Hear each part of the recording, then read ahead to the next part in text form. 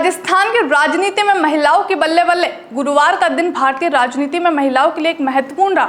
भारत में महिला आरक्षण 3 संशोधन बिल लोकसभा में पेश हो गया, जिसके बाद से अब लोकसभा विधानसभा में महिलाओं को 33% आरक्षण का लाभ मिलेगा। लेकिन इस नारी शक्ति वंदन अधिनियम के संशोधन बिल से राजस्थान के विधायकों सांसदों की टेंशन बढ़ जाएगी, क्योंकि राजस्थान विधानसभा चुनाव 2028 में 33% सीटों पर अब महिलाएं चुनाव लड़ सकती है। ऐसे में उन सीटों पर मौजूदा विधायकों का टिकट कटना लगभग तय माना जा रहा है। कुछ ऐसा ही इसके बाद होने वाले लोकसभा चुनाव 2029 में दिखाई देगा। वहीं संशोधन बिल के बाद जनगणना के आधार पर विधानसभा और लोकसभा सीटों का परिसीमन भी होगा। माना जा रहा है कि राजस्थान में विधानसभा सीटों की संख्या करीब 270 और लोकसभा की सीटों की संख्या कम से कम 34 हो जाएगी। इस लिहाज से प्रदेश में 90 विधानसभा सीटों और करीब 12 लोकसभा सीटों पर महिलाएं चुनाव लड़ सकेंगी। विधानसभा में सीटों का आंकड़ा बढ़ने से सरकार बनाने के लिए जादुई आंकड़ा भी बदल जाएगा।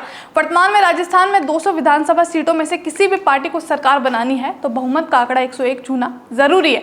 अगला विधानसभा चुनाव यदि 270 सीटों पर हुआ तो किसी भी पार्टी को बहुमत के लिए 136 सीटें जीतनी होंगी। उधर अगर परिसीमन के बाद विधानसभा सीटें 270 हो जाती है तो विधानसभा चुनाव 2028 के बाद मंत्रियों की संख्या 40 तक पहुंच सकती है। इससे मंत्रिमंडल में महिलाओं की भी भागीदारी बढ़ेगी। देश की संसद में राजस्थान की महिलाओं का दबदबा बढ़ेगा। केंद्र की राजनीति में राजस्थान के प्रतिनिधियों की भागीदारी बढ़ेगी और वे अपने क्षेत्र के लिए मांग और मुद्दे दोनों उठाएंगे।